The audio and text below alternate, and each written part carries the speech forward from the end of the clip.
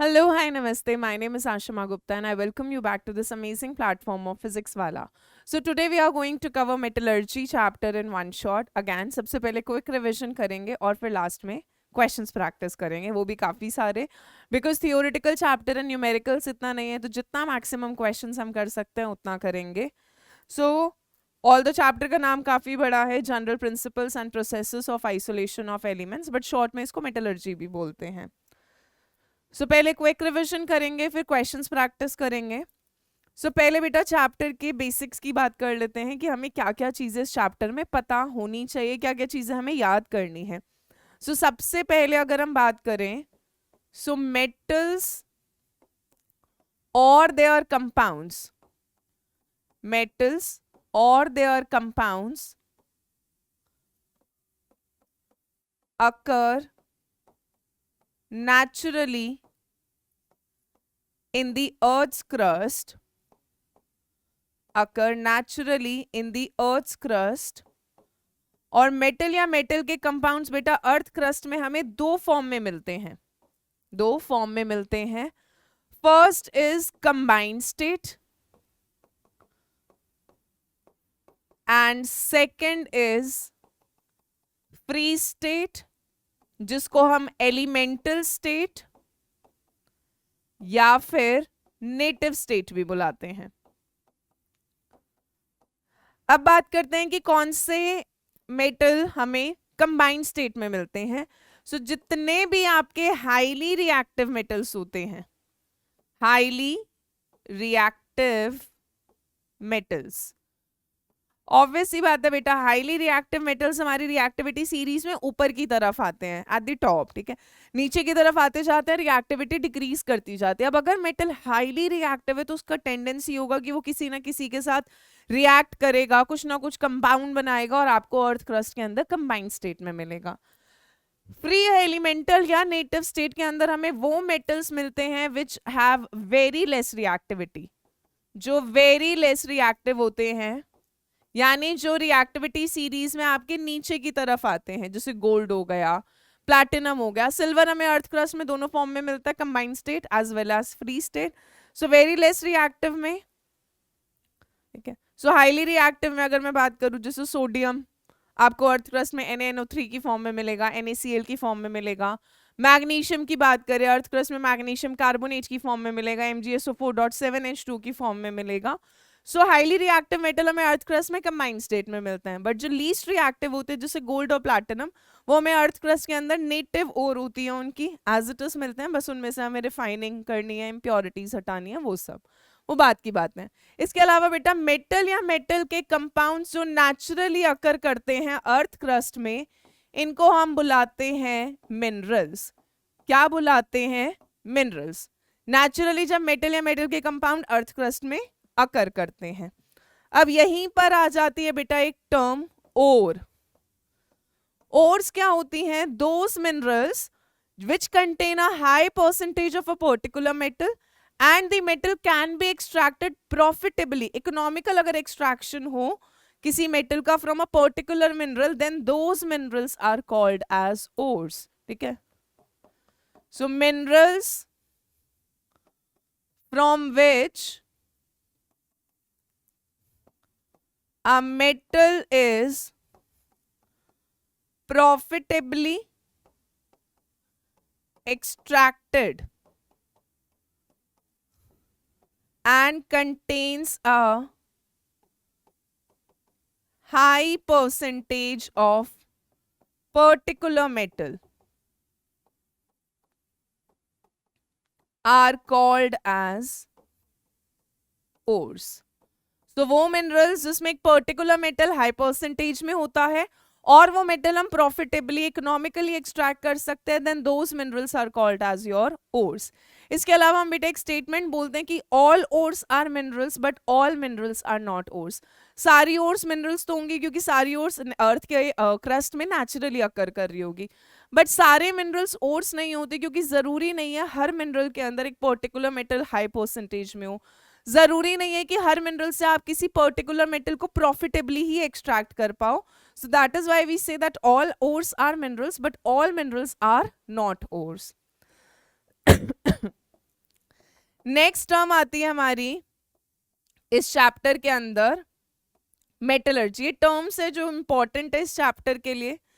Metallurgy बेटा वो पूरा प्रोसेस है, वो सारे स्टेप्स इन्वॉल्व है starting from the mining to the purification of metal. जब हम अर्थ क्रस्ट से मेटल को एक्सट्रैक्ट करते हैं एंड प्योरीफाई करते हैं, उसमें जो सारे स्टेप्स होते हैं, जो स्टडी होती है, that is called as metallurgy.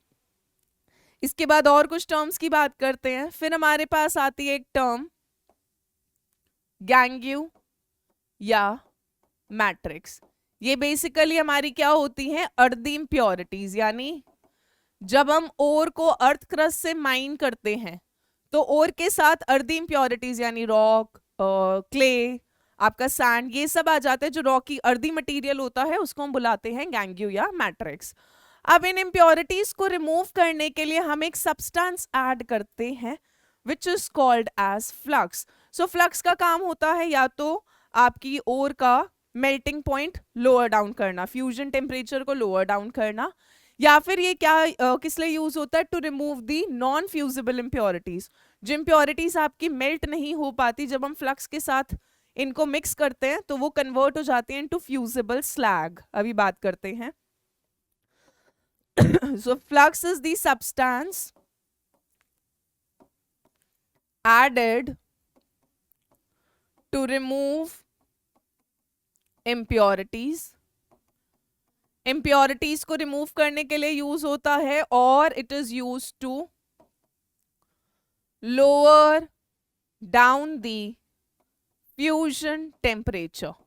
अगर किसी और का मेल्टिंग पॉइंट बहुत ज्यादा है, जैसे हम एल्यूमिना के एक्सट्रैक्शन में बात करते हैं हॉल हेरोल्ड प्रोसेस में, सो एल्यूमिना का मेल्टिंग पॉइंट बहुत ज्यादा होता है, तो वहां पे हम क्रायोलाइट और फ्लोरस्पार डालते हैं। जो फ्लक्स होता है वो उसका एल्यूमिना का मेल्टिंग पॉइंट लोअर डाउन कर देता है। या फिर इम्प्योरिटीज के लिए, अब आपका जो फ्लक्स होता है बेटा वो दो तरह का होता है, क्योंकि इम्प्योरिटीज का नेचर हो सकता है दो भी नहीं, बेसिकली तीन तरह की बात करते हैं। Acidic flux, basic flux and neutral flux. Acidic flux use होता है टू रिमूव बेसिक इम्प्योरिटीज। ये बेसिक इम्प्योरिटीज को रिमूव करने के लिए यूज होता है। बेसिक फ्लक्स यूज होगा बेटा टू रिमूव एसिडिक इम्प्योरिटीज, और न्यूट्रल फ्लक्स होता है to lower down melting point of the ore and to increase electrical conductivity. किसी और की इलेक्ट्रिकल कंडक्टिविटी को भी इंक्रीज करने के लिए हम उसके अंदर न्यूट्रल फ्लक्स ऐड करते हैं। ठीक है, अब अगर मैं एसिडिक फ्लक्स के एग्जांपल की बात करूं, so very common is SiO2। ठीक है, ये बेसिक इंप्योरिटीज को रिमूव करने के लिए। B2O3, जो भी नॉन मेटल ऑक्साइड्स हैं, they are generally acidic in nature. P4O10। इसके अलावा बेसिक फ्लक्स की अगर हम बात करें तो बेसिक फ्लक्स में बेटा मेटल ऑक्साइड हो जाएगा, जैसे कैल्शियम ऑक्साइड हो गया, मैग्नीशियम ऑक्साइड हो गया। ठीक है, न्यूट्रल फ्लक्स में एग्जाम्पल आ जाएगा आपका क्रायोलाइट, जैसे Na3Al(F6), fluorspar which is CaF2। सो ये आपके न्यूट्रल फ्लक्स के अंदर आ जाते हैं। ठीक है, अब जब फ्लक्स और इम्प्योरिटीज रिएक्ट करते हैं, है ना, flux plus impurities, depending on the nature of impurity आप सूटेबल फ्लक्स ऐड कराते हो, ये दोनों रिएक्ट करके कन्वर्ट हो जाते हैं to a new substance called as slag. Right, जैसे एग्जाम्पल करते हैं, मान लो किसी के अंदर SiO2, किसी और के अंदर SiO2 का इम्प्योरिटी है। अब जो इम्प्योरिटी है बेटा वो एसिडिक है ना, नॉन मेटल ऑक्साइड एसिडिक होती है। सो एसिडिक इम्प्योरिटी को रिमूव करने के लिए हमने मान लो बेसिक फ्लक्स डाल दिया कैल्शियम ऑक्साइड का। सो ये दोनों जब रिएक्ट करेंगे तो आपका CaSiO3 बन जाएगा विच इज स्लैग। सो जो इम्प्योरिटी होती है वो नॉन फ्यूजिबल होती है, यानी जो मेल्ट आसानी से नहीं करती। जब हम फ्लक्स के साथ उसको ट्रीट कराते हैं, रिएक्ट कराते हैं, तो जो स्लैग बनता है वो फ्यूजिबल होता है आसानी से मेल्ट हो जाता है, लाइट इन वेट होता है और मेटलर्जिकल प्रोसेस में रिमूव हो जाता है, हमें बहुत मेहनत नहीं करना पड़ता। ठीक है, इसके बाद आता है बेटा जो आपको चीज याद रखनी है इस चैप्टर के अंदर, that is table of ores. उसमें मैं आपकी सच में कोई मदद नहीं कर पाऊंगी। मेटलर्जी चैप्टर आपका डिलीटेड था, बट इसके रिकॉर्डेड लेक्चर आपको एनसीईआरटी चैनल पे, एनसीईआरटी वाला चैनल पे मिल जाएंगे। तो मैं यही कहूंगी कि अगर किसी को लगता है उसको ये चैप्टर नहीं आता, उसको पढ़ने की ज़रूरत है डिटेल में, तो आप प्लीज़ वहाँ पर लेक्चर्स फॉलो करो, क्योंकि मैं रिविजन तो करा दूंगी बट पूरा चैप्टर दोबारा पढ़ाने के लिए उतना टाइम नहीं है। सो वहाँ पे रिकॉर्डेड लेक्चर्स हैं, वहाँ पे एक बार लेक्चर देख लो, वहाँ पे मैंने टेबल ऑफ ओर्स पूरी करा रखी है, वहाँ के नोट्स भी आपको ऐप पर मिल जाएंगे। सो आप वहाँ से ओर्स की टेबल याद कर सकते हो। सो टेबल ऑफ ओर्स आपको याद करना पड़ेगा। उस लेक्चर में मैंने बता रखा है कि कौन कौन सी ओर्स बहुत ज़्यादा इंपॉर्टेंट है, उनको तो पर्टिकुलरली याद कर लीजिएगा। ठीक है, इससे क्वेश्चन फिक्स है कि आएगा ही आएगा। ठीक है, चलिए अब बात करते हैं कि क्या क्या स्टेप्स इन्वॉल्व होते हैं। ये शुरू का बेसिक इंट्रोडक्शन है चैप्टर का, कुछ इंपॉर्टेंट टर्म्स है, फ्लक्स हो गया, स्लैग हो गया, ये सारी टर्म्स है, मिनरल्स, ओर्स, मेटलर्जी क्या होता है, ये सारी टर्म्स हैं। अब मेन चैप्टर स्टार्ट होता है कि क्या क्या स्टेप्स इन्वॉल्व होते हैं the extraction. So steps involved in the extraction of metal from its ore। क्या क्या स्टेप्स इन्वॉल्व है ओर से मेटल को एक्सट्रैक्ट करने के लिए? बेटा सबसे पहला स्टेप होता है माइनिंग। सबसे पहला स्टेप क्या होता है? माइनिंग ऑफ ओर, यानी अर्थ क्रस्ट में से ओर को माइन करना। Depending on the depth of the ore in the earth crust हम दो तरह की माइनिंग करते हैं बेटा, open pit mining and deep pit mining. Open pit mining तब होती है जब अर्थ क्रस्ट में ओर ऊपर की तरफ बहुत ज्यादा डेप्थ में नहीं है, बट अगर ओर अर्थ क्रस्ट में बहुत डीपली प्रेजेंट है then we do deep pit mining. So अब हमने ओर को अर्थ क्रस्ट से माइन कर लिया, उसमें ऑफ कोर्स अर्थ इम्प्योरिटीज उसके साथ आती ही हैं। सेकेंड स्टेप होता है बेटा sizing of ore. Second step क्या होता है? Sizing of ore. Sizing of ore में भी दो स्टेप्स होते हैं। सबसे पहले हम ओर को क्रश करते हैं यूजिंग अ जॉ क्रशर। सो ओर जो मिलती है वो बड़े बड़े लम्प्स की फॉर्म में होती है, पत्थरों की फॉर्म में होती है, उनके छोटे छोटे पीसेस में क्रश करा जाता है using a jaw crusher which is a machine, जैसे सिजर होता है उसी तरह का होता है बड़ा version.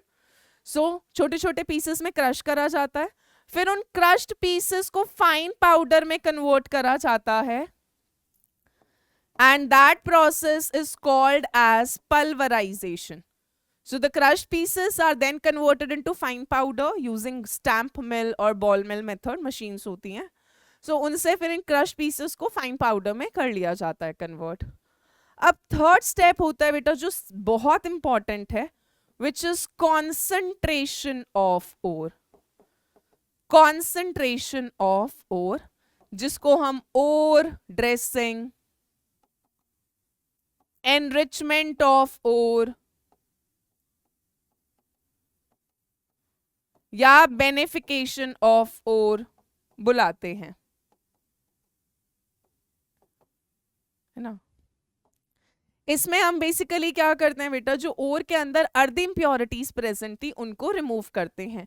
So concentration of ore basically it is the process of removal of impurities from ore. Ore में से जो अर्थ इम्प्योरिटीज आई हैं उनको रिमूव करने के प्रोसेस को कॉन्सेंट्रेशन ऑफ ओर बोलते हैं। मतलब हम ओर को कॉन्सेंट्रेट कर रहे हैं in terms of metal and impurities को रिमूव कर रहे हैं। अब कॉन्सेंट्रेशन ऑफ ओर में बेटा हम दो तरह के मेथड्स करते हैं। First is physical methods to concentrate ore and second is chemical method. ठीक है, सो अब बात करते हैं फिजिकल मेथड्स की, कि फिजिकल मेथड्स में हम क्या क्या यूज करते हैं, कौन कौन सी टेक्निक्स यूज करते हैं to concentrate the ore. So physical methods में सबसे पहला टेक्निक होता है बेटा कॉन्सेंट्रेशन ऑफ ओर का, हाइड्रोलिक वॉशिंग, जिसको हम ग्रेविटी सेपरेशन, थोड़ा शॉर्ट में लिख रही हूं, या फिर लैविगेशन बुलाते हैं। ठीक है, इसमें मेन चीज याद रखनी है बेटा, यहां पर ओर जो होती है वो हैवी होती है और जो इम्प्योरिटीज होती हैं वो लाइटर होती हैं। So ore particles are heavier and impurities are lighter. So यहाँ पर हम क्या करते हैं, नाम से समझना है, हाइड्रोलिक वॉशिंग, यानी जो आपकी इम्प्योर ओर होती है उसमें हम एक स्ट्रीम ऑफ रनिंग वाटर पास कराते हैं, तो वाटर लाइटर इम्प्योरिटीज को अपने साथ लेकर चला जाता है और heavier ore particles settle down कर जाते हैं। ये मेथड जनरली लगता है to concentrate oxide ores which are heavy, native gold ore and carbonate ores को कॉन्सेंट्रेट करने के लिए। सेकेंड मेथड है आपका कॉन्सेंट्रेशन में, फिजिकल मेथड में, फ्रॉथ फ्लोटेशन। बहुत बहुत बहुत इंपॉर्टेंट है।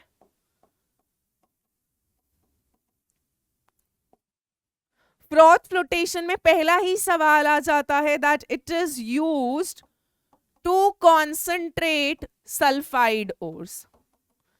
It is used to concentrate sulphide ores. इसमें वेटिंग प्रॉपर्टी की एबिलिटी पर बेस्ड होता है। और जो होती है सल्फाइड और वो वेट होती है बाय ऑयल। इम्प्योरिटीज की वेटिंग एबिलिटी या वेटिंग प्रेफरेंस होता है विद वाटर। तो इसमें हम क्या करते हैं, एक टैंक लेते हैं बेटा, उसके अंदर ओर डालते हैं, पानी डालते हैं, पाइन ऑयल डालते हैं विच इज फ्रॉथिंग एजेंट। इसके अलावा हम इसमें फ्रॉथ स्टेबलाइजर डालते हैं, क्रिसोल या एनालीन। इसके अलावा कलेक्टर डालते हैं, इथाइल ज़ैंथेट, सोडियम इथाइल या पोटेशियम इथाइल ज़ैंथेट। और फिर एक रोटेटर होता है, उसमें एयर ब्लो कराते हैं और वो रोटेटर रोटेट करना स्टार्ट होता है। जब वो रोटेट करना स्टार्ट होता है तो फोम बनना स्टार्ट हो जाता है और फोम जो होता है वो सल्फाइड और पार्टिकल्स को ऊपर की तरफ कैरी करता है।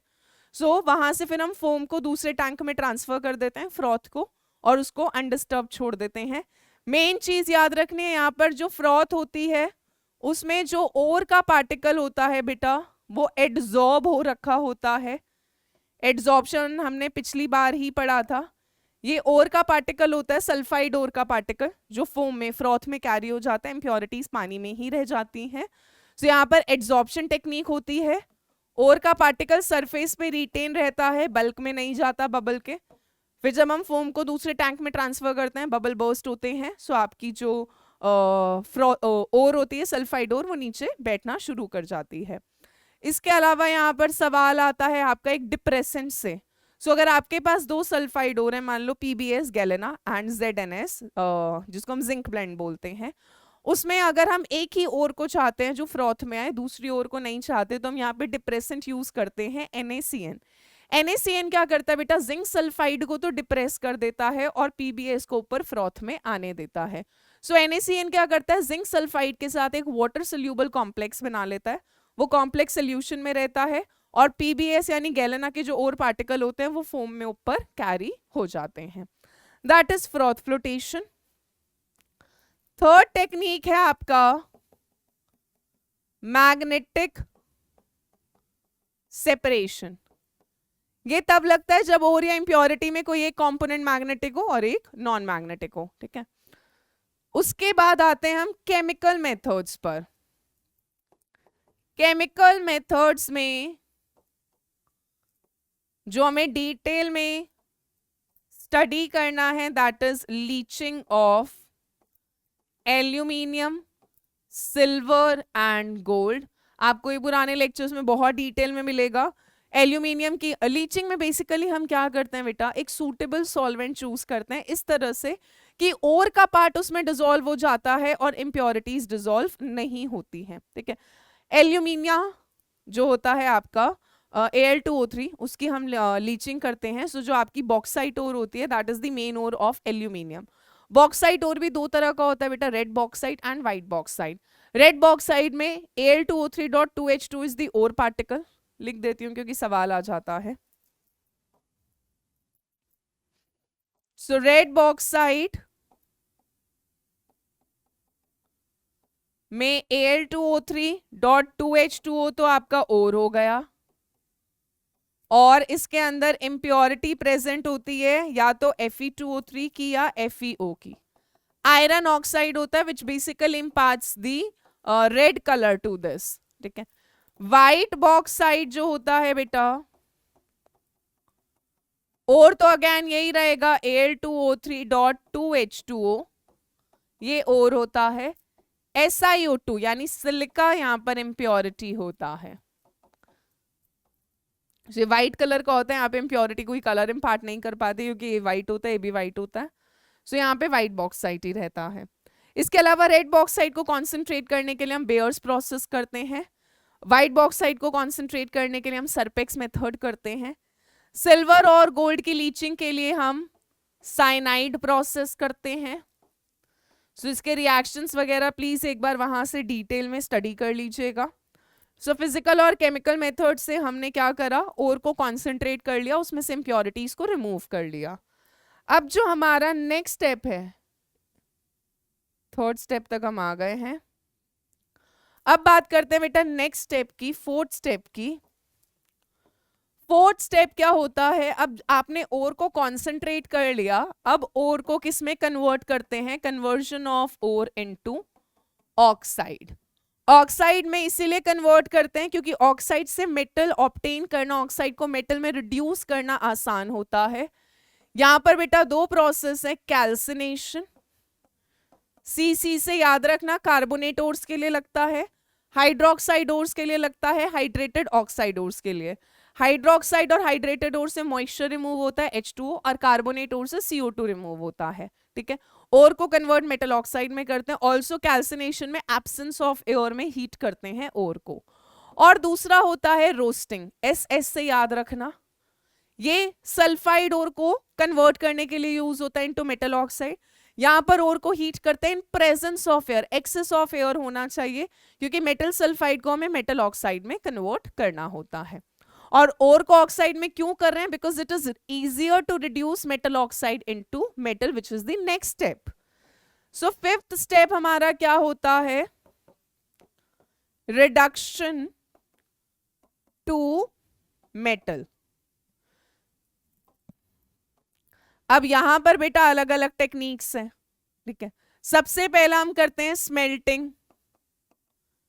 स्मेल्टिंग में मेन याद रखना है, कार्बन आपका एक्ट करता है एज रिड्यूसिंग एजेंट, और ये आपकी जो मॉडरेटली रिएक्टिव मेटल ऑक्साइड होती हैं जैसे ZnO+C will give you Zn+Co, इन सबको रिड्यूस करने के लिए यूज होता है। तो मैं एग्जांपल दे देती हूँ, जैसे जिंक ऑक्साइड को कार्बन के साथ हीट करेंगे एट हाई टेम्परेचर तो you will have Zn+Co। So metal oxide is reduced into metal. Smelting के बाद नेक्स्ट है बेटा थर्माइट। थर्माइट में याद रखना है, थर्माइट प्रोसेस या एल्यूमिनो थर्माइट भी बोलते हैं, इसमें एल्यूमिनियम एक्ट करता है एज रिड्यूसिंग एजेंट। जैसे कि Fe2O3 को अगर हम एल्यूमिनियम के साथ ट्रीट कराते हैं, रिएक्ट कराते हैं और इस रिएक्शन को इग्नाइट कराते हैं तो हमें आयरन मिलता है मोल्टन स्टेट में, और एल्यूमिनियम खुद ऑक्सीडाइज हो जाता है, इसको रिड्यूस कर देता है। और ये रिएक्शन जो होता है बेटा, ये थर्माइट वेल्डिंग में यूज होता है to join the broken railway tracks. Next आपका थर्माइट के बाद जो प्रोसेस होता है दैट इज सेल्फ रिडक्शन। ये बहुत लेस रिएक्टिव मेटल्स के लिए यूज होता है। इसमें पहले पार्शियल रोस्टिंग होता है, एक एग्जांपल से कर लेते हैं। मान लो Cu2S है प्लस O2, पार्शियल रोस्टिंग करते हैं, यानी पूरी सल्फाइड को ऑक्साइड में नहीं करेंगे, लिमिटेड को करते हैं, तो Cu2O प्लस SO2। फिर ये Cu2O बेटा रिमेनिंग Cu2S के साथ कंबाइन कर लेता है, रिमेनिंग बचा हुआ, क्योंकि पूरी तरह तो हमने कन्वर्ट नहीं करा, तो हमें क्या मिलता है, कॉपर प्लस SO2। यहाँ पे कोई रिड्यूसिंग एजेंट डालने की जरूरत नहीं पड़ती, तभी हम इसको सेल्फ रिडक्शन या ऑटो रिडक्शन बोलते हैं, यानी खुद से रिड्यूस हो जाता है, हमें कोई मेहनत करने की जरूरत नहीं है। नेक्स्ट आपका है इलेक्ट्रोलिटिक रिडक्शन।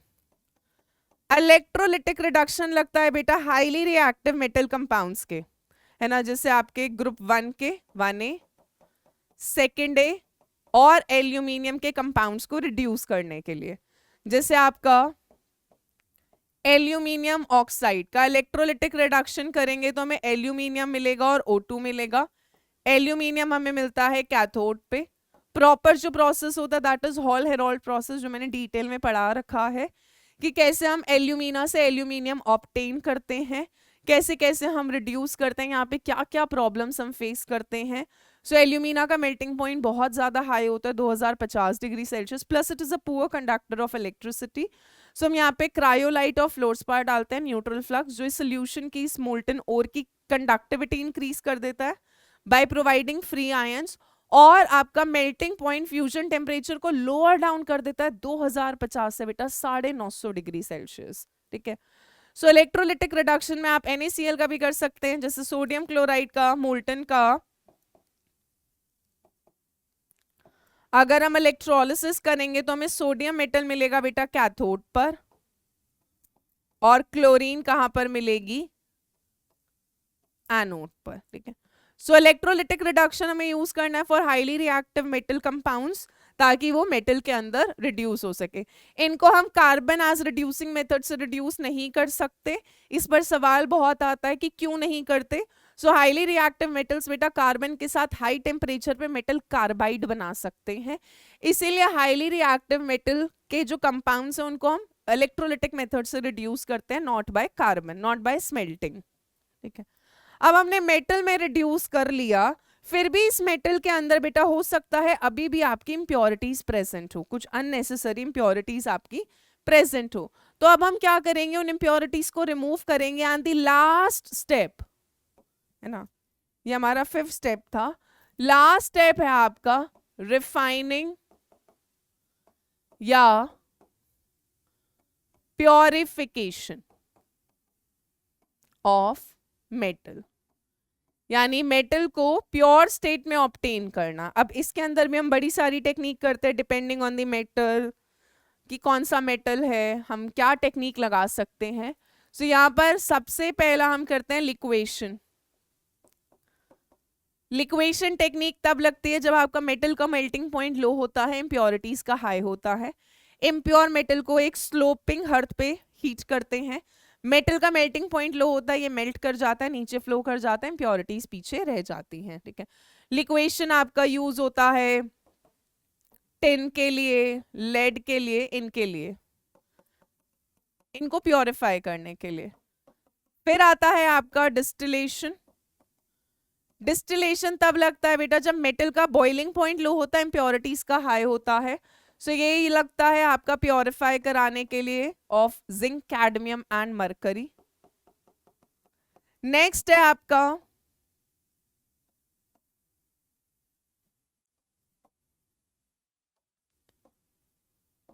क्यूपलेशन। ठीक है।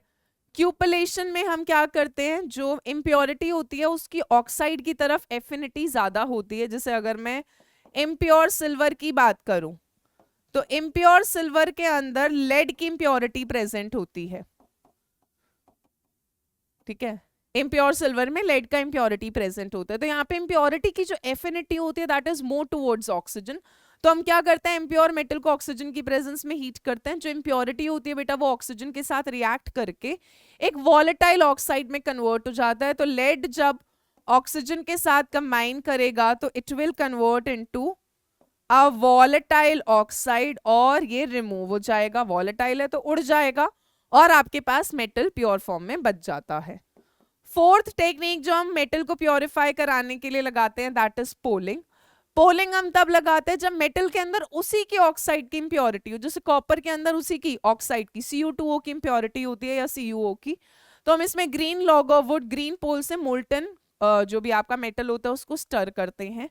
तो जो ग्रीन लॉग ऑफ वुड के अंदर हाइड्रोकार्बन या कार्बन होता है वो मेटल ऑक्साइड को मेटल में रिड्यूस कर देता है और आपको मेटल प्योर फॉर्म में मिल जाता है। ठीक है। नेक्स्ट जो हमारी टेक्निक लगती है that is zone refining, which is very important. इस पे काफी सवाल आता है। जोन रिफाइनिंग का प्रिंसिपल होता है कि जो इंप्योरिटीज होती हैं they tend to remain in the molten state, वो डिसॉल्व स्टेट मोल्टन स्टेट में रहना चाहती हैं। तो हम क्या करते हैं, इम्प्योर मेटल रॉड लेते हैं, उसमें एक मूवेबल सर्कुलर हीटर पास कराते रहते हैं धीरे धीरे धीरे। जैसे जैसे मेटल मेल्ट होता है इम्प्योरिटीज नीचे आती जाती है मेल्टेड में, और पीछे का मेटल कूल डाउन होकर सॉलिडिफाई होता जाता है। एक टाइम आएगा सारी इम्प्योरिटीज एंड पे कलेक्ट हो जाती हैं, उस एंड को कट कर देते हैं और आपको प्योर मेटल मिल जाता है। जोन रिफाइनिंग से जो मेटल मिलता है बेटा वो अल्ट्रा प्योर फॉर्म में मिलता है, और ये बेसिकली उन मेटल्स के लिए लगता है या एलिमेंट्स के लिए लगता है जो आपके सेमीकंडक्टर्स में काफी फ्रीक्वेंटली यूज होते हैं, जैसे germanium, silicon, gallium, boron, indium, इनको प्योरीफाई कराने के लिए यूज होता है। जोन रिफाइनिंग के बाद नेक्स्ट आ जाता है आपका electrolytic refining. Electrolytic refining, electrolytic refining में बेटा इतना याद रखना, impure metal anode, pure metal की थिन स्ट्रिप हम बनाते हैं कैथोड, एंड इलेक्ट्रोलाइट होता है उसी मेटल का सॉल्यूबल सॉल्ट सोल्यूशन। जो भी मेटल को आपको रिफाइन करना है उसी का सॉल्यूबल सॉल्ट सोल्यूशन। जैसे अगर मुझे कॉपर की रिफाइनिंग करनी है तो anode will be a thick strip of impure copper, cathode will be a thin strip of pure copper, and electrolyte will be acidified copper sulphate solution. Few drops of acid डाल देते हैं ताकि conductivity और ज्यादा increase हो सके। ठीक है, इससे तो हम बहुत सारे मेटल्स को प्योर करते हैं, रिफाइन करते हैं। इलेक्ट्रोलिटिक रिफाइनिंग के बाद बेटा एक लास्ट टेक्निक और होती है which is vapour phase refining. Vapour phase refining, इसमें हम दो करते हैं, वेन आर्कल मेथड। दोनों ही मेथड का जो बेसिक टेक्निक है वो सेम होता है, और नेक्स्ट होता है आपका मुन्स प्रोसेस। दोनों में हम क्या करते हैं बेटा, इम्प्योर मेटल को सूटेबल रिएजेंट के साथ हीट कराते हैं, एक वॉलेटाइल कंपाउंड बनाते हैं, फिर उस वॉलेटाइल कंपाउंड को डीकम्पोज करते हैं, इजीली डीकम्पोजेबल होना चाहिए, आपको प्योर मेटल मिलता है। सो होता क्या है, इम्प्योर मेटल में मेटल रिएजेंट के साथ रिएक्ट कर लेता है, इम्प्योरिटीज रह जाती हैं। जैसे मैं मुन्स प्रोसेस की अगर बात करूं तो पहले हमने इम्प्योर निकल लिया, इसको कार्बन मोनोऑक्साइड के साथ हीट करते हैं तो हमें NiCO4 टेट्रा कार्बोनिल निकल मिलता है, जहां पे निकल का ऑक्सीडेशन स्टेट 0 होता है, टेट्रा कार्बोनिल निकल 0। अब ये जो कंपाउंड होता है बेटा ये वॉलेटाइल होता है, आसानी से डीकम्पोज हो जाता है। तो ये जब डीकम्पोज होता है हमें निकल मिलता है। अब जो निकल मिल रहा है वो प्योर है और कार्बन मोनोऑक्साइड गैसियस फॉर्म में निकल जाता है। सो इम्प्योर निकल में इम्प्योरिटीज रिएक्ट नहीं करती है, निकल वाला पार्ट कार्बन मोनोऑक्साइड के साथ रिएक्ट करके वॉलेटाइल कंपाउंड देता है, एंड फिर इस वॉलेटाइल कंपाउंड को डीकम्पोज कर लेते हैं। निकल का ऑक्सीडेशन स्टेट 0 होता है, इस पर काफी सवाल आता है। मुन्स प्रोसेस आपका पर्टिकुलरली निकल के लिए लगता है। इसके अलावा वेनार्कल मेथड जो होता है वो यूज होता है to purify titanium, zirconium, hafnium, tungsten. ठीक है, सो लास्ट स्टेप था, सारे मेटल्स को अलग अलग मेथड से हम रिफाइन कर लेते हैं, हमें प्योर मेटल मिल जाता है। इतना तो आपका हाफ से ज्यादा ही पार्ट है चैप्टर का। उसके बाद आता है आपका एलिंगम डायग्राम। एलिंगम डायग्राम पे बेसिक क्वेश्चंस बनते हैं। किसका प्लॉट होता है, डेल्टा जी वर्सेस आपका टेम्परेचर का ग्राफ होता है। इसमें इतना याद रखना है कि जिसका ग्राफ नीचे होता है वो ऊपर, उससे ऊपर के जितने भी मेटल ऑक्साइड्स हैं उनको मेटल के अंदर क्या कर सकता है, रिड्यूस कर सकता है। इतनी बात ध्यान रखनी है। इसके अलावा बेटा दो ग्राफ, अगर दो लाइन कहीं भी इंटरसेक्ट कर रहे हैं ग्राफ, वहां पे आपका डेल्टा जी जो होता है वो 0 होता है, और अगर ग्राफ के स्लोप में सडन चेंज आ रहा है तो आपका फेज चेंज रिप्रेजेंट करता है, यानी मेल्टिंग रिप्रेजेंट करता है। ये मेन 3 पॉइंट्स हैं, इनको अगर ध्यान रखोगे सवाल बन जाएगा एलिंगम से।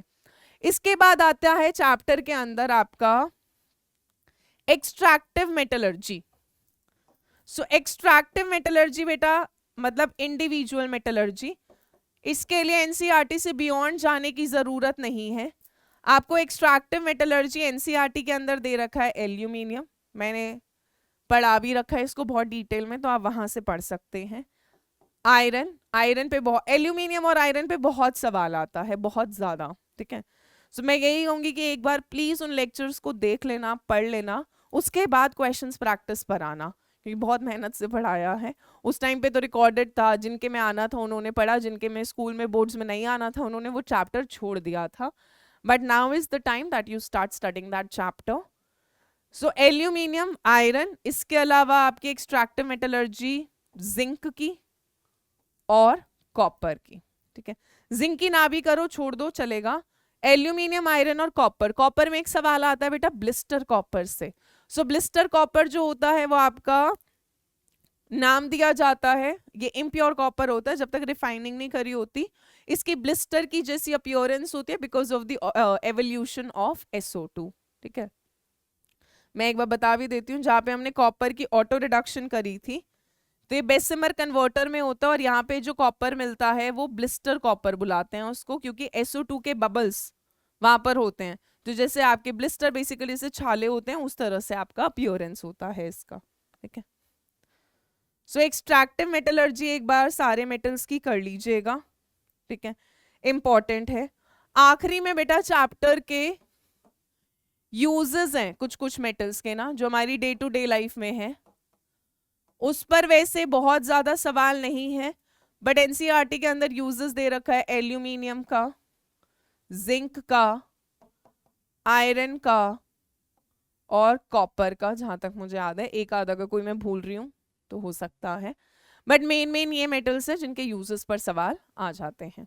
वैसे तो इतना नहीं आया, अगर मैं ज्यादा फ्रीक्वेंटली बात करूं तो आपके ओर पे बहुत सवाल आता है, एल्यूमिनियम के एक्सट्रैक्टिव मेटलर्जी पे बहुत सवाल आता है, आयरन के एक्सट्रैक्टिव मेटलर्जी में टाइप्स ऑफ आयरन पे आता है, wrought iron, pig iron, cast iron, इस पर सवाल बहुत आता है। Wrought iron is considered to be the best quality of iron, सबसे अच्छा आयरन कंसिडर्ड होता है। ब्लिस्टर कॉपर पे सवाल बहुत आता है, फ्रॉथ फ्लोटेशन पर बहुत सवाल आता है। बाकी अब क्वेश्चंस प्रैक्टिस कर लेते हैं, देख लेते हैं किस तरह के सवाल है, ठीक है। चलिए, पहला क्वेश्चन है, what percentage of carbon is found in wootz steel, ठीक है। वुड्स स्टील जो होता है बेटा वो एक टाइप ऑफ आयरन ही है, ठीक है। और वुड्स जिससे हमारे पास अलग अलग तरह का होता है, हमारे पास स्टील होता है, हम स्टेनलेस स्टील बनाते हैं, we have wootz steel. So wootz steel के अंदर 1 से लेके 1.9% का कार्बन कंटेंट है। ये एनसीईआरटी में नहीं दे रखा बेटा, ये थोड़ा आउट ऑफ द क्वेश्चन है, बट ये आपकी सैम्पल पेपर की बुक में है। That is why I am covering this question, so that अगर पेपर में आ जाए तो आपको आना चाहिए। सो अगर आपको ये आंसर नहीं भी आता है, completely understand because it is not given in NCERT, but future के लिए याद रखिएगा कि वुड स्टील के अंदर आयरन तो है ही, आयरन तो मेन होता ही है, साथ में आपका depending on the carbon content हम अलग अलग आयरन को क्लासिफाई करते हैं, pig iron, cast iron, steel, steel में भी स्टेनलेस स्टील है, वुड स्टील है, उसके बाद आपका आता है रॉट आयरन जिसमें कार्बन का परसेंटेज सबसे कम होता है। चलिए, नेक्स्ट क्वेश्चन है, which of the following elements occurs in free state, ठीक है। इनमें से कौन सा एलिमेंट बेटा फ्री स्टेट के अंदर एग्जिस्ट करता है। सो जैसे आपका गोल्ड हो गया, कार्बन हो गया, ठीक है, प्लैटिनम हो गया, सल्फर आपको अर्थ क्रस्ट के अंदर किस फॉर्म में मिलता है, फ्री स्टेट की फॉर्म में मिलता है, नोबल गैसेस हो गई, ठीक है, ये आपको फ्री स्टेट के अंदर मिलती हैं। सो यहाँ पे करेक्ट ऑप्शन हो जाएगा आपका ऑप्शन बी, ठीक है। चलिए, नेक्स्ट क्वेश्चन है, the ore that contains both iron and copper is, देखो अब ओर से क्वेश्चन आ चुका है, ओर का फॉर्मूला आना चाहिए हमें। मैलेकाइट होता है बेटा CuCO3 dot CuOH whole twice, इसे बेसिक कॉपर कार्बोनेट भी बोलते हैं, कॉपर की कोरोजन का प्रोडक्ट होता है। एज्यूराइट होता है बेटा 2CuCO3 dot CuOH whole twice, ठीक है, CuCO3 के साथ 2 होता है, सो हम पर्टिकुलरली यहां 2 लगा देते हैं। डोलोमाइट होता है बेटा calcium carbonate and magnesium carbonate, and copper pyrite होता है आपका CuFeS2। सो इसी के अंदर आपका दोनों प्रेजेंट होता है, copper pyrite, copper and iron both.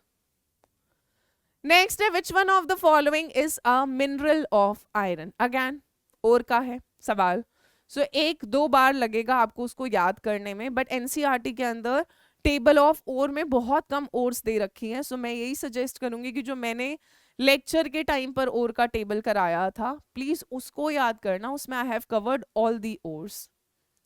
So malachite अभी अभी हमने करा बेटा, CuCO3 dot CuOH whole twice. Cassiterite होता है tin stone which is SnO2, pyrolusite होता है MnO2 और मैग्नेटाइट होता है बेटा Fe3O4। So mineral of iron आपका यहां पर कौन हो जाएगा, मैग्नेटाइट। नेक्स्ट है the froth stabiliser among the following are. तो जब हम फ्रॉथ फ्लोटेशन कर रहे होते हैं, फ्रॉथ को स्टेबलाइज करना यार बड़ा जरूरी है ना, हर किसी को स्टेबिलिटी चाहिए। फ्रॉथ अगर स्टेबलाइज नहीं होगी तो जो सेपरेशन हुआ था ओर का और इम्प्योरिटीज का, अब अगर फ्रॉथ स्टेबल नहीं है बेटा, फ्रॉथ वापस नीचे आना स्टार्ट हो जाएगी और इम्प्योरिटीज वापस मिक्स हो जाएंगी। सो फ्रॉथ स्टेबलाइजर का काम होता है to stabilise the froth so that the ore particles and impurities do not get mix again. So हमारा फ्रॉथ स्टेबलाइजर में क्रिसोल और एनालीन दोनों यूज होता है, सो आपका हो जाएगा both B and C. Pine oil जो होता है बेटा वो यूज होता है आपका फ्रॉथिंग एजेंट की तरह, फ्रॉथ बनाने के लिए यूज होता है। चलिए नेक्स्ट क्वेश्चन एक और है जिसके अंदर लेड सल्फाइड और जिंक सल्फाइड दोनों प्रेजेंट है। लेड सल्फाइड यानी PbS galena, zinc sulphide ZnS जिसको हम जिंक ब्लेंड भी बुलाते हैं। If froth flotation process is used, then these can be separated. अब यार froth flotation तो सल्फाइड और को ही कॉन्सेंट्रेट करने के लिए यूज होता है। अब दो सल्फाइड है, दोनों को सल्फाइड को थोड़ा ना कॉन्सेंट्रेट करेंगे, हमें सेपरेशन भी चाहिए। सो इसमें हम सेपरेशन कैसे करते हैं, पहला ऑप्शन बोल रहा है by using excess of pine oil, कतई गलत है। पाइन ऑयल का तो काम है फ्रॉथ बनाना, है तो और फ्रॉथ बनाएगा आप जितना पाइन ऑयल डालोगे। नेक्स्ट बोल रहा है by using collection and froth stabiliser. Collector और फ्रॉथ स्टेबलाइजर का इसमें कोई काम नहीं है, जो काम है वो ये है बेटा by adjusting the proportion of oil to water. या तो हम ऑयल टू वाटर का प्रपोर्शन इस तरह से मैनेज कर दें कि दोनों में से कोई एक ऑयल के साथ जा रहा हो, या फिर डिप्रेसेंट, और यहाँ पर जो हम डिप्रेसेंट यूज करते हैं वो क्या यूज करते हैं, NaCN। क्या यूज करते हैं, NaCN। सो PbS प्लस ZnS का मिक्सचर है। इसमें हमने क्या करा बेटा, NaCN सोडियम साइनाइड का डिप्रेसेंट डाला, तो ये क्या करता है, एक सॉल्यूबल कॉम्प्लेक्स बना लेता है ऑफ Na2ZnCN4 जो वाटर सॉल्यूबल होता है, एंड जो PbS होता है वो आपका कहां पर चला जाता है, it goes to froth. So ZnS जो होता है उसको ही NaCN एक वाटर सोल्यूबल कॉम्प्लेक्स में बदल देता है, ये सोल्यूशन में ही रह जाता है बेचारा। और जो PbS है गैलेना वो आपका कहां चला जाता है, फ्रॉथ में चला जाता है। सो करेक्ट ऑप्शन हो जाएगा आपका ऑप्शन सी। नेक्स्ट है froth flotation process for the concentration of ores is an illustration of the practical application of. कौन सी एप्लीकेशन या कौन सी टेक्निक पर बेस्ड है, पहला बोल रहे एब्जॉर्प्शन, एडजॉर्प्शन, सेडिमेंटेशन या कोगुलेशन। ये मैंने आपको रिवीजन में ही बताया था बेटा। जो आपका फ्रॉथ फ्लोटेशन है, क्योंकि इसमें जो ओर का पार्टिकल होता है वो बबल के जो भी फ्रॉथ है उसके सरफेस पर ही रहता है, स्टिक कर जाता है। सो यहाँ पर जो टेक्निक यूज हो रही होती है वो आपकी कौन सी होती है, एडजॉर्प्शन। ये आपका क्या हो गया, दिस इज सल्फाइड और particle. So technique used is adsorption. फिर जब हम फ्रॉथ को अनडिस्टर्ब छोड़ देते हैं, बबल बर्स्ट हो जाते हैं और ओर का पार्टिकल नीचे बैठ जाता है। नेक्स्ट है the ore which is concentrated by leaching process. Leaching के लिए हम बेटा 3 यूज करते हैं लीचिंग प्रोसेस, एल्यूमिनियम की ओर के लिए, सिल्वर की ओर के लिए और गोल्ड की ओर के लिए। तो इतना याद रखना, Al, Ag, Au, ठीक है। सो पहला देख लेते हैं, क्यूपराइट तो कॉपर की ओर है, दिख ही रहा है। स्फेलराइट हेमाटाइट या अर्जेंटाइट। अर्जेंटाइट जो होता है बेटा वो सिल्वर की ओर होती है which is Ag2S, right. So leaching जो होता है वो आपका किस किस के लिए कैरी आउट होता है, एल्यूमिनियम के लिए, सिल्वर के लिए या गोल्ड की ओर्स को कॉन्सेंट्रेट करने के लिए, ठीक है। To concentrate aluminium, silver and gold ores. So argentite, argentum silver का लैटिन नेम होता है, आप वहां से भी याद कर सकते हो अगर आपको ओर का फॉर्मूला नहीं भी याद, क्योंकि ओर उसने हमसे पूछी भी नहीं है। So argentum is the Latin name of silver, वहां से आ रहा है argentite. So it is used for the concentration of aluminium, silver और गोल्ड ओर्स, लीचिंग का technique. Next, extraction of gold and silver involves leaching with Cn-। Silver is later recovered by, तो अगर हम लीचिंग की बात करें तो leaching में क्या होता है, मान लो Ag2S है, इट रिएक्ट्स विद NaCN, साथ में और बहुत सारी चीजें होती हैं। ऑक्सीजन का प्रेजेंस बहुत इंपॉर्टेंट होता है वरना रिएक्शन रिवर्सिबल हो जाता है। तो यहाँ पर आपका जो कॉम्प्लेक्स बनता है बेटा वो बनता है NaAgCN2, ठीक है। इसको हम क्या करते हैं, मैं बाकी चीजें भी बनती हैं उसकी बात नहीं करूंगी क्योंकि हमारे लिए वो साइड प्रोडक्ट है, they are not important for us. Second step में क्या करते हैं बेटा, इस कॉम्प्लेक्स का रिएक्शन कराते हैं जिंक के साथ, ठीक है, रिकवरी कराते हैं। सो सेकेंड स्टेप में रिकवरी ऑफ सिल्वर होता है यूजिंग जिंक एज, ये क्या करता है, डिस्प्लेस कर देता है, हमें मिलता है Na2ZnCN4 और यहाँ पे सिल्वर ऑब्टेन हो जाता है जो क्रूड फॉर्म में होता है, मतलब इम्प्योर है, अभी इसकी रिफाइनिंग बाकी है। सो हमने सिल्वर को रिकवर कैसे करा, by using zinc as displacement, ये क्या कर रहा है, सिल्वर को डिस्प्लेस कर देता है। So displacement with zinc. चलिए नेक्स्ट है, which of the following is not true in the context of roasting process. So पहला स्टेटमेंट बोल रहा है बेटा the ore is heated in a regular supply of air, the sulphide ores of copper are heated in reverberatory furnace, ये भी ठीक है, furnace में हीट करते हैं, रेगुलर सप्लाई ऑफ एयर में हीट करते हैं। ZnS plus O2 give ZnO plus SO2, roasting ये हो रहा है, मेटल सल्फाइड मेटल ऑक्साइड में। Magnesium, aluminium and zinc oxides can be reduced by roasting process, ये गलत है। रोस्टिंग प्रोसेस से हम ऑक्साइड, पहली बात तो रोस्टिंग प्रोसेस में बेटा रिडक्शन हो ही नहीं रहा। रोस्टिंग का तो काम है मेटल सल्फाइड को, सल्फाइड ओर को मेटल ऑक्साइड में कन्वर्ट करना। So oxide can be reduced by roasting process is absolutely incorrect. Next, if the sulfide ores of copper contain iron, then before heating it is mixed with, अगर किसी copper की ओर में iron है which is basically आपका Cu2S plus FeS, या आपका copper मैटे बुलाते हैं इसको हम, ठीक है। सो यहाँ पर हम क्या करते हैं बेटा, जब हम हीट करते हैं तो यहाँ पर बेसिकली क्या होता है, जब हम हीट करते हैं तो FeS को जब हम एयर की प्रेजेंस में हीट करते हैं तो ये कन्वर्ट होता है FeO में और SO2 उड़ जाता है।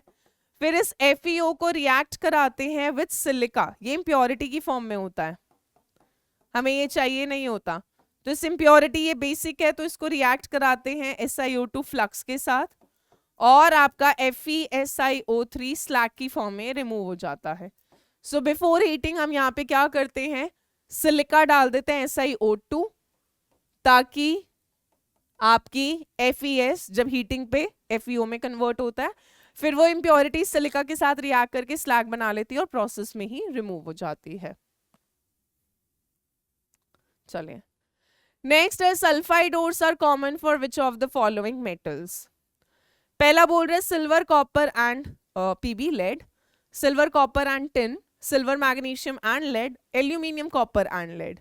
अगर मैं बात करूं बेटा पहले ऑप्शन की, तो सिल्वर की ओर होती है Ag2S, कॉपर की ओर होती है Cu2S, लेड की ओर होती है PbS। पहला ही सही है वैसे। सिल्वर और कॉपर की तो सल्फाइड ओर होती है, बट टिन की बेटा मेन ओर SnO2 होती है, ऑक्साइड ओर होती है, सल्फाइड नहीं। सिल्वर की है, मैग्नीशियम की अलग अलग ओर होती है, it can be magnesium carbonate, it can be magnesium sulphate, तो यहाँ पे मैग्नीशियम का नहीं होता सल्फाइड, यहाँ टिन का नहीं होता। एल्यूमिनियम की मेन ओर आपकी बॉक्साइट होती है, तो यहाँ पे एल्यूमिनियम सल्फाइड और नहीं शो करता, कॉपर और लेड करते हैं, बट उसने पूछा है जहां पे सबके लिए सल्फाइड और कॉमन हो, that is going to be the first option. चलिए नेक्स्ट पढ़ें, ये तो आप कर सकते हैं, आसान सा क्वेश्चन है। Roasting of sulfides gives the gas X as a byproduct. So this is a colorless gas with choking smell of burnt sulfur and causes great damage to respiratory organs as a result of acid rain. Its aqueous solution is acidic, acts as a reducing agent, and its acid has never been isolated. The gas X is. जब हम बेटा sulphide और की roasting करते हैं तो आपकी जो गैस रिलीज होती है रोस्टिंग में वो कौन सी होती है, SO2 सल्फर डाइऑक्साइड। SO2 जो होती है इसकी जो स्मेल होती है वो बर्निंग सल्फर की होती है। इसके अलावा SO2 को पानी में डिसॉल्व करेंगे तो सल्फ्यूरस एसिड बनता है H2SO3। सो गैस X कौन सी हो जाएगी हमारी, SO2। SO2 आपकी रिड्यूसिंग कैरेक्टरिस्टिक भी शो करता है। Next, auto reduction is not involved in the extraction of. Auto reduction लगता है बेटा for very less reactive metals, very less reactive metals को रिड्यूस करने के लिए, यानी very less reactive metal oxides को मेटल में, जैसे आपका सिल्वर हो गया, सिल्वर तो नहीं छोड़ो, सिल्वर तो आपका जनरली नेटिव फॉर्म में भी मिलता है। आपका ये यूज होता है कॉपर Cu2S के लिए, और आपका ये यूज होता है मरकरी HgS के लिए यूज होता है, आपका लेड के लिए भी यूज होता है, बट एल्यूमिनियम के लिए नहीं होगा, हाईली रिएक्टिव मेटल है। और हाईली रिएक्टिव मेटल्स के लिए बेटा कौन सी टेक्निक लगती है रिड्यूस करने के लिए, दे आर रिड्यूस्ड, इनके जो कंपाउंड्स हैं they are reduced by electrolytic reduction. Auto reduction तो वेरी लेस के लिए लगता है। चलिए नेक्स्ट है delta G not F gives free energy of formation. CuO का दे रखा है, H2O का दे रखा है, CO का दे रखा है, ठीक है। आप देख रहे होगे भाई जितना ज्यादा बेटा नेगेटिव में होता है, यानी आपका डेल्टा G नॉट अगर नेगेटिव होता है तो प्रोसेस कैसा होता है, स्पॉन्टेनियस, है ना, यानी लेस देन 0। जितना ज्यादा नेगेटिव की तरफ होगा यानी प्रोसेस उतना ज्यादा स्पॉन्टेनियस होगा। यानी पानी का फॉर्मेशन का वैल्यू सबसे ज्यादा, नेगेटिव तो बेटा बस यही बताता है कि स्पॉन्टेनियस है नॉन स्पॉन्टेनियस है, यहाँ पर वैल्यू सबसे ज्यादा, आप नंबर लाइन में जाओगे तो आप सबसे लेफ्ट में जाओगे इस केस में, यानी पानी का जो बनना है वो स्पॉन्टेनियस है। तो बोल रहा है बेटर रिड्यूसिंग एजेंट, यानी CuO के लिए सबसे बेस्ट रिड्यूसिंग एजेंट कौन होगा, हाइड्रोजन, CO, कार्बन या एनी ऑफ दीज। सो अगर मैं इसको हाइड्रोजन के साथ रिड्यूस करूं तो CuO तो बेटा किस में रिड्यूस हो जाएगा, कॉपर में, और H2 किस में ऑक्सीडाइज हो जाएगा, H2O में। और ये तो होना भी चाह रहा है, क्यों होना चाह रहा है, क्योंकि इसका जो डेल्टा G नॉट F है वो सबसे ज्यादा नेगेटिव में है, यानी पानी तो बहुत खुशी खुशी से बनना चाह रहा है, H2H2O में ऑक्सीडाइज होना चाह रहा है क्योंकि ये प्रोसेस हाईली स्पॉन्टेनियस है। सो यहाँ पर आपका H2 खुद ऑक्सीडाइज हो रहा है, यानी किसकी तरह एक्ट करेगा, सबसे बेटर रिड्यूसिंग एजेंट की तरह। कार्बन अगर होता तो वो CO में ऑक्सीडाइज होता, बट CO का -137.2 है, H2O का सबसे ज्यादा है। चलिए next in the graph of delta G not versus T for the formation of oxides. पहला बोल रहे Cu2O line is almost at the top. Lines CCO and CCO2 are at much higher position in the graph. Both A and B, neither A nor B. देखो इस तरह के graph से जो question है वो बहुत कम आते हैं, क्योंकि इसके लिए फिर आपको ग्राफ याद होना चाहिए, ठीक है। So I am not asking you to learn the graph, क्योंकि ग्राफ की जो लाइन्स है उस पर बहुत रेयर क्वेश्चन है, बट ठीक है प्रैक्टिस कर रहे हैं, यू नेवर नो क्या आ जाए। So to be on the safer side एक बार डायग्राम को देख लेना, एलिंगम डायग्राम को। सो जब आप देखोगे Cu2O का लाइन टॉप पर ही मिलेगा, काफी ऊपर की तरफ होता है ग्राफ में। CCO and CCO2 are at much higher position, ये गलत है, ये बहुत हायर पोजिशन पे नहीं होते, मिडल की पोजिशंस पर होते हैं, बहुत ऊपर ग्राफ में नहीं मिलते। जैसे आपका जब ग्राफ होता है तो यहाँ पे इस तरह से लाइंस होंगी कुछ कुछ, ठीक है, तो CCO कहीं इधर की तरफ होता है, बहुत हायर पोजीशन पर नहीं होता। सो हमें बताना है correct statement of course.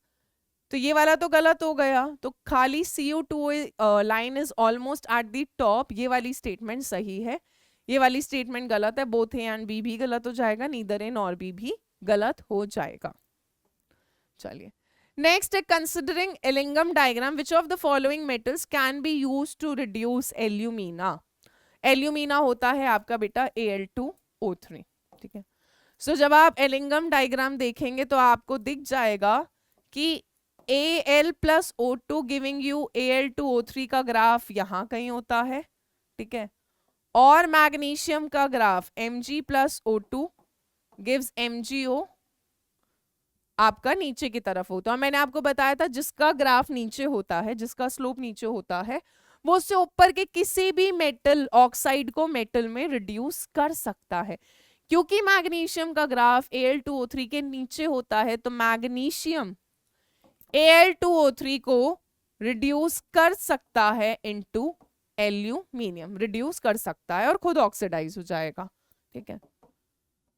So this can reduce, खुद ऑक्सीडाइज हो रहा है, ये रिड्यूसिंग एजेंट की तरह बिहेव कर सकता है, बट ये नियर अबाउट आपका 1500 समथिंग डिग्री सेल्सियस के अराउंड होता है। उसके बाद चीजें बदल जाती हैं। अब उसके बाद क्या होता है, MgO वाला ग्राफ ऊपर चला जाता है, एल्यूमिनियम वाला ग्राफ नीचे हो जाता है, तब aluminium can reduce magnesium oxide, ठीक है। So below this point magnesium can reduce, after this point क्योंकि ये वाला ग्राफ ऊपर चला गया, ये वाला ग्राफ नीचे चला गया, तब एल्यूमिनियम मैग्नीशियम ऑक्साइड को रिड्यूस कर सकता है, ठीक है। सो यहां पर आपका हो जाएगा मैग्नीशियम। नेक्स्ट है the reducing agent used to reduce iron oxide in blast furnace is, so blast furnace is extractive metallurgy of iron. So वहां पर बेटा कार्बन मोनोऑक्साइड जो होता है वो आपका Fe आयरन ऑक्साइड को रिड्यूस कर देता है और खुद ऑक्सीडाइज हो जाता है। सो वहां पे आपका रिड्यूसिंग एजेंट की तरह यूज हो रहा होता है carbon monoxide, it acts as reducing agent, ठीक है। सिलिका तो आपका SiO2 है, लाइम वगैरह ये तो इम्प्योरिटीज को रिमूव करने के लिए यूज होते हैं। चलिए next, which of the following elements is present as the impurity to the maximum content in the pig iron? So pig iron जो होता है वो सबसे poorest quality of iron होता है। पिग आयरन के अंदर बेटा कार्बन का कंटेंट सबसे ज्यादा होता है इम्प्योरिटी में, आयरन तो सबसे ज्यादा होता है, बट इम्प्योरिटी में अगर हम बात करें तो कार्बन आपका नियर अबाउट 4 से 5% होता है। इसके अलावा उसके अंदर इम्प्योरिटीज प्रेजेंट होती है आपकी मैग्नीज की, फॉस्फोरस की, सिलिकन की, बट ये वाली जो इम्प्योरिटीज होती है ना, सिलिकन, मैग्नीज, फॉस्फोरस, ये बहुत ट्रेस अमाउंट में होता है। आपका सबसे ज्यादा कार्बन का अमाउंट होता है इम्प्योरिटी की फॉर्म में, विच इज नियर अबाउट 4 से 5% इन पिग आयरन। नेक्स्ट है silica is added to the copper pyrite ore, copper pyrite हो गया आपका CuFeS2 when taken in reverberatory furnace for extraction of copper. This is because it removes the impurity of iron oxide as slag. It reacts with Cu2O to form slag. It reduces Cu2O to Cu. It helps in separation of copper from iron.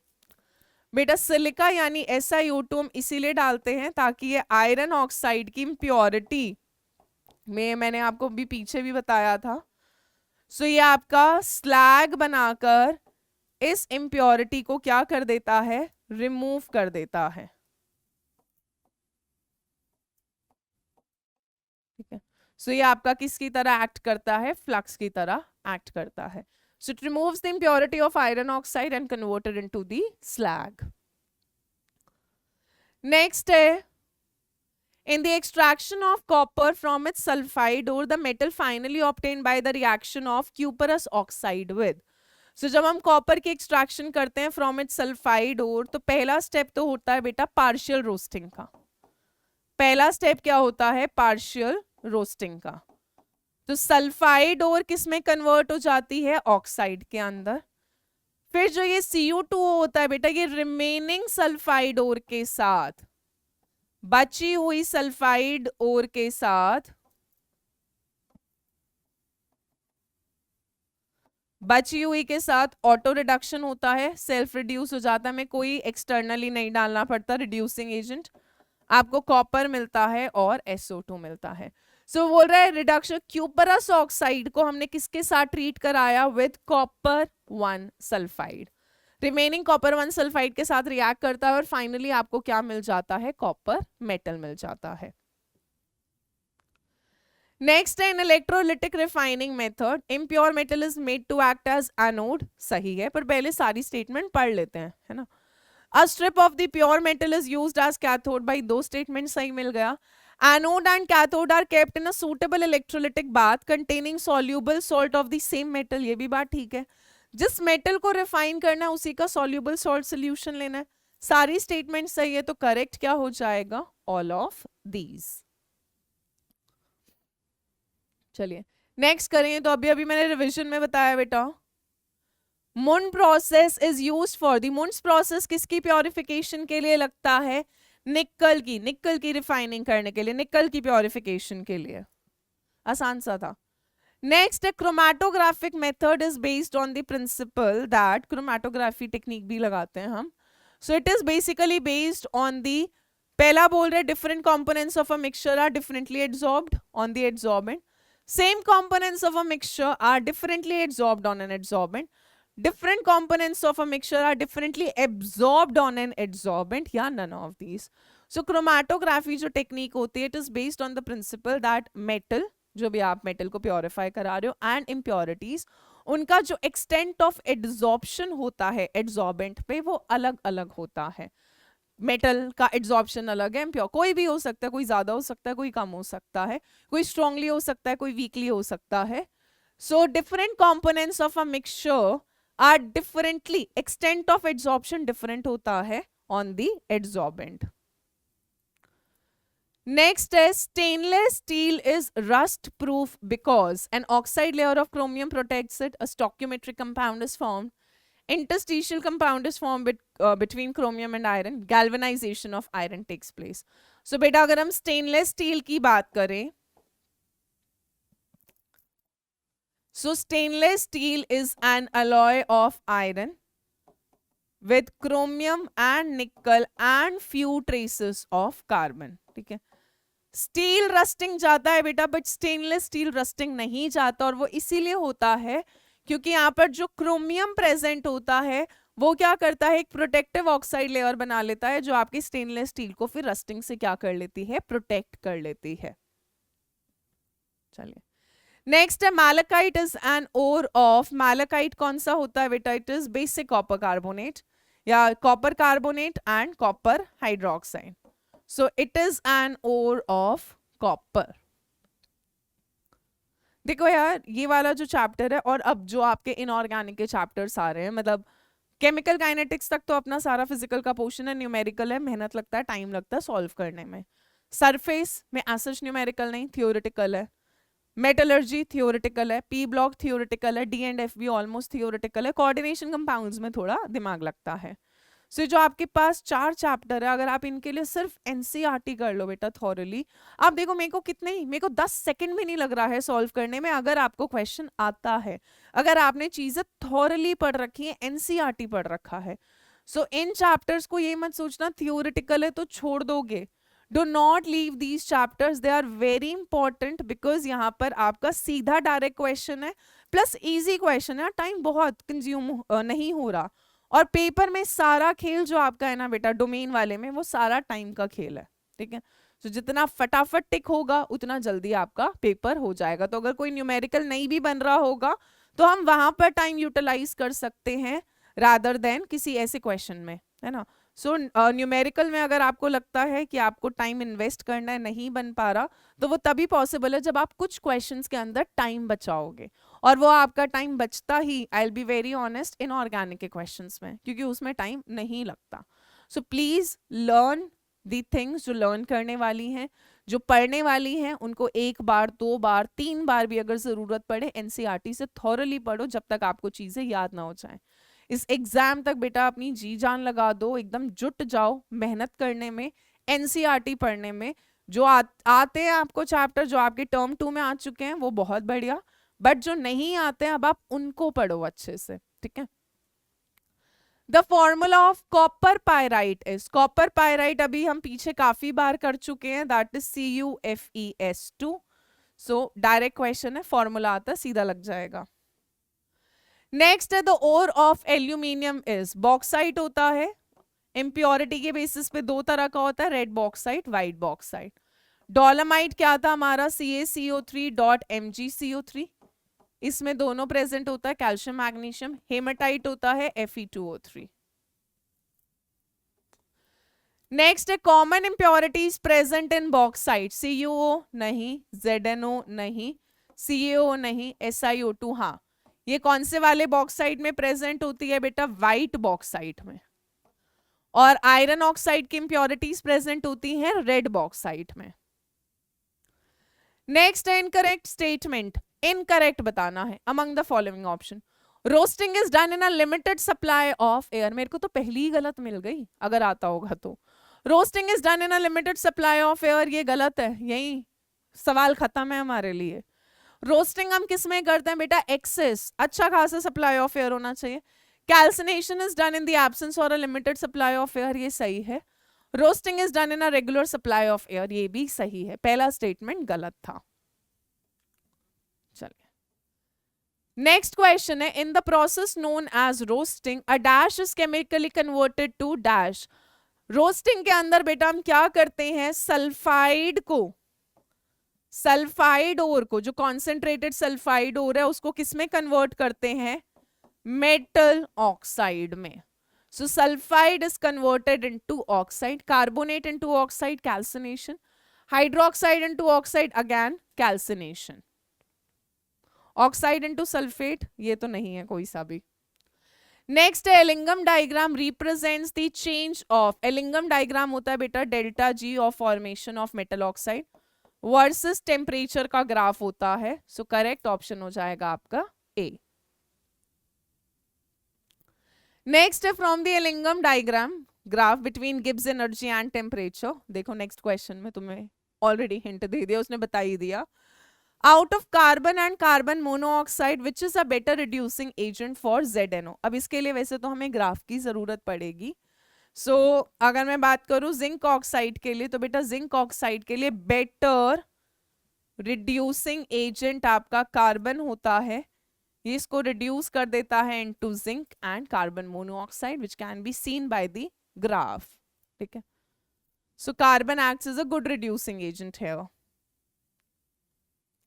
Electrolytic reduction of Al2O3 to Al by Hall-Heroult process is carried out in presence of NaCl, in presence of fluoride, गलत, in presence of cryolite which forms a melt with lower melting point, यही सही है ना। मैंने बताया बेटा pure alumina का melting point 2050 होता है Al2O3 का। सो क्रायोलाइट डाला जाता है और फ्लोर्सपार भी डाला जाता है, बट सबसे ज्यादा अमाउंट क्रायोलाइट का होता है 60% का। सो क्रायोलाइट इसीलिए डाला जाता है ताकि जो आपका मोल्टन Al2O3 है उसका fusion temperature melting point lower down हो सके, इसके अलावा इलेक्ट्रिकल कंडक्टिविटी भी इंक्रीज कर सके। So we add cryolite, cryolite का फॉर्मूला याद रखना Na3Al(F)6। Next, which method is useful for producing semiconductors and other metals of very high purity? बेटा मैंने रिवीजन में बताया, याद करो, सेमीकंडक्टर्स टाइप के मेटल्स को या एलिमेंट्स को प्योरीफाई करने के लिए हम कौन सा टेक्निक लगाते हैं, zone refining. Vapour phase refining तो दो होता है, वेनार्कल या मुंड्स प्रोसेस। वेनार्कल लगता है टाइटेनियम, जिरकोनियम, हॉफनियम के लिए, मुंड्स प्रोसेस निकल के लिए। डिस्टिलेशन लगता है जिंक, कैडमियम, मरकरी के लिए। इलेक्ट्रोलिटिक रिफाइनिंग आपका कॉपर के लिए, सिल्वर के लिए, इन सब के लिए लगता है। जोन रिफाइनिंग आपका सेमीकंडक्टर्स वालों के लिए लगता है, जिनसे सेमीकंडक्टर्स बनते हैं। चलिए नेक्स्ट है, in the commercial electrochemical process for aluminium extraction electrolyte used is. So aluminium के एक्सट्रैक्शन के लिए हम क्या इलेक्ट्रोलाइट यूज करते हैं बेटा, एक तो आपका होता है मोल्टन Al2O3, क्रायोलाइट, और साथ में फ्लोर्सपार भी होता है। ये नहीं भी होगा तो भी काम चल जाएगा, बट ये दोनों होना बहुत इंपॉर्टेंट है। ये 20% होता है, ये 60% होता है, ये 20% होता है। ठीक है, सो जब हम हॉल हेरोल्ड प्रोसेस करते हैं Al2O3 से एल्यूमिनियम निकालने के लिए, रिड्यूस करने के लिए, सो हम मोल्टन मिक्सचर लेते हैं Al2O3 का एंड क्रायोलाइट का। क्रायोलाइट इंपॉर्टेंट है, फ्लोर स्पार नहीं भी होगा क्योंकि फ्लोर स्पार का मेन काम होता है कंडक्टिविटी बढ़ाना, आयंस में डिसोसिएट होना, but cryolite plays an important role है। नेक्स्ट है purest form of iron is, सबसे ज्यादा प्योरेस्ट फॉर्म जो होता है आयरन का वो रॉट आयरन होता है बेटा, इसके अंदर सबसे कम कार्बन कंटेंट होता है and it is the purest form of iron. सबसे पुअर क्वालिटी का होता है पिग आयरन, उसके बाद आता है आपका कास्ट आयरन, फिर होता है स्टील, और सबसे अच्छा होता है आपका रॉट आयरन। चलिए नेक्स्ट है cast iron is different from pig iron because actually क्या होता है जब हम ब्लास्ट फर्नेस से आयरन ऑब्टेन होता है, जब हम आयरन की एक्सट्रैक्टिव मेटलर्जी करते हैं, सो ब्लास्ट फर्नेस से जो हमें मोल्टन आयरन मिलता है वो पिग आयरन होता है।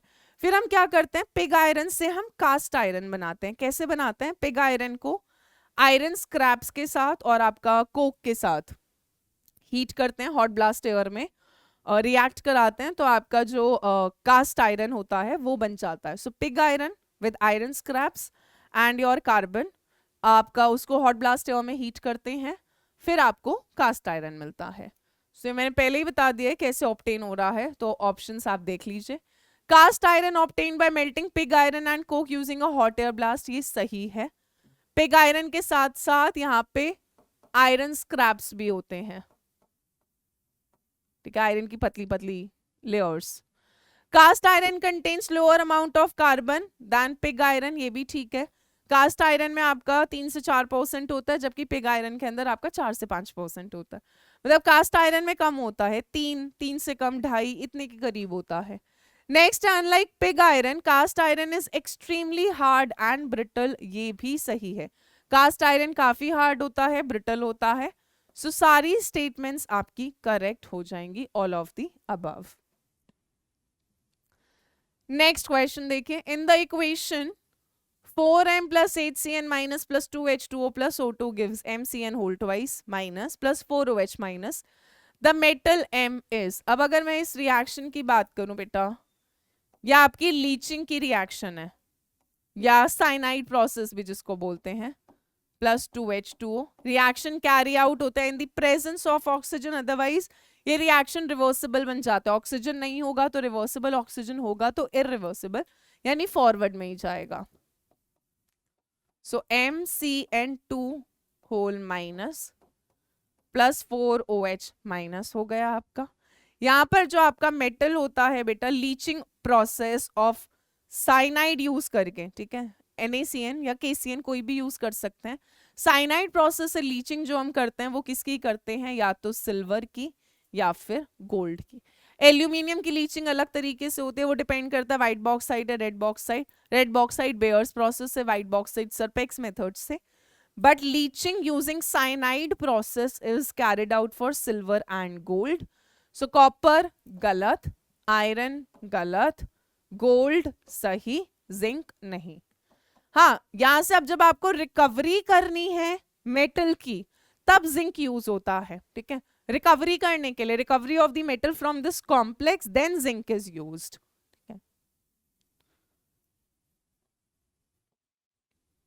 चलिए नेक्स्ट क्वेश्चन पढ़िए। During the process of electrolytic refining of copper, some metals present as impurity settle as anode mud, these are, ठीक है। मैं एक बार कॉपर के इलेक्ट्रोलिटिक रिफाइनिंग समझा भी देती हूँ because that is very important. तो अगर किसी को लग रहा है उससे गायब हो गया, बिल्कुल भूल चुके हैं हम, सो समझ लेते हैं, ठीक है। इलेक्ट्रो रिफाइनिंग ऑफ कॉपर, ठीक है, इसमें हम क्या करेंगे बेटा,